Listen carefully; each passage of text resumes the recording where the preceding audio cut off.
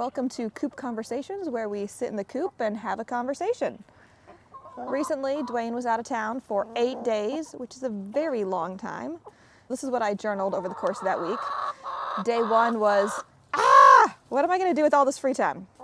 Day 2, I was thinking about how, some of my friends went and did a silent retreat, and that sounds really beautiful to just spend a couple days in silence. If I chose to do that and voluntarily did that, but to be home alone involuntarily is not my favorite thing.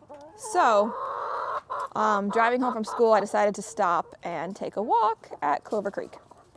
And then this is what I journaled after that.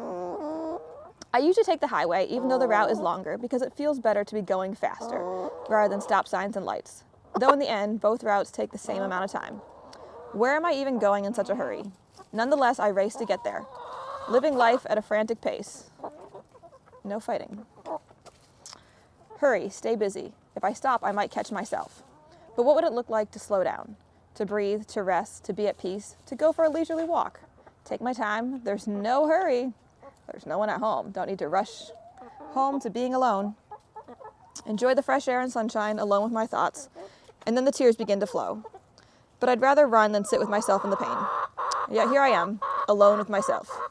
So the next day, I had a meeting with my life coach, and then processed aloneness some more after that. To be alone means rejection, abandonment. No one wants to be with me. A punishment. What did I do wrong? What must I do to be worthy of love? There must be something wrong with me. I'm too much. I'm a burden. I ask too much of others. They have to retreat to protect themselves. And who would I call if there was a crisis? No one. No one is there for me. I'm on my own to figure it out, to make it work. But I'm strong, independent, capable. I don't need anyone. I can take care of myself. But I don't want to. I don't want to be alone. Yet here I am, alone and lonely. So the next day, I shared that at a small group, and my leader asked me to reframe alone in a more positive light, which, obviously, having a great time reflecting and journaling on my aloneness. So then I wrote, alone means time for myself, no responsibilities, no expectations, no distractions, peace and quiet, time to rest and refresh, to think and process and reflect, to journal, cry, feel, and heal. This can be a beautiful time if I let go of my idea of what it's supposed to look like. And then the next day, I wrote about connection, because that was something we talked about in my aloneness. My coach is like, you're just desiring connection. So I wrote, it's not that I'm needy or clingy, or I'm a burden, or that I ask too much of people. It's that I like my friends, and I want to be close to them. I'm just longing for connection, although sometimes that plays out in ways that are unhealthy or painful. But all I've ever wanted is connection. To be seen, heard, known, and valued. To be loved for who I am, instead of told who I'm supposed to be. To be accepted as I am, not needing to change or have to try to be perfect in order to earn love or belonging. I want safety, to feel and know that I am safe. It's safe to speak up because I have words to say that are worth being heard. It's safe to be seen and to be confident and able to show up and be fully present as my true self.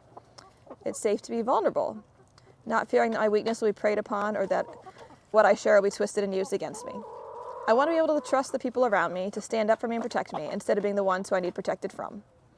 And I want to feel at home, to feel safe to put down roots, not fearing the pain of being uprooted. And I want to be at home with myself, to have peace inside of me to quiet the fear and anxiety. And I want to be fully alive, fully present, and feel healthy and strong, filled to overflow with hope and joy, happiness and laughter. I want to be free to be me, with people who are also free to be themselves.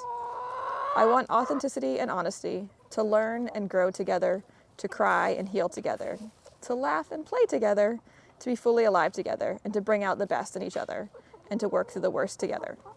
I want to be fully present with someone who is fully present with me. The end.